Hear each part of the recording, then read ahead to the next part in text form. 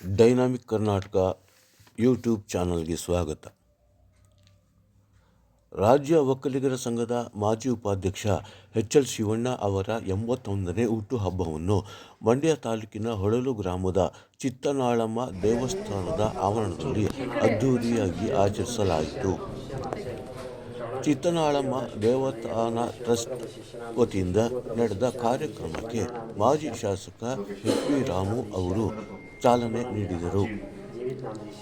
ನಂತರ ದೇವಸ್ಥಾನದಲ್ಲಿ ವಿಶೇಷ ಪೂಜೆ ಸಲ್ಲಿಸಲಾಯಿತು.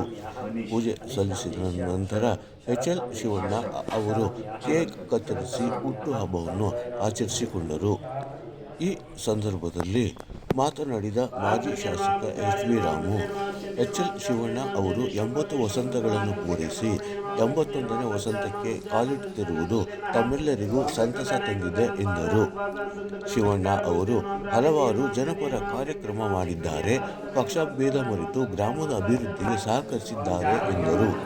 ಈ ಸಂದರ್ಭದಲ್ಲಿ ಚಿತ್ತನಾಳಮ್ಮ ದೇವಸ್ಥಾನ ಟ್ರಸ್ಟ್ನ ಸದಸ್ಯರು, ಎಚ್.ಎಲ್. ಶಿವಣ್ಣ ಅವರ ಕುಟುಂಬಸ್ಥರು ಸೇರಿದಂತೆ ಗ್ರಾಮಸ್ಥರು ಉಪಸ್ಥಿತರಿದ್ದರು.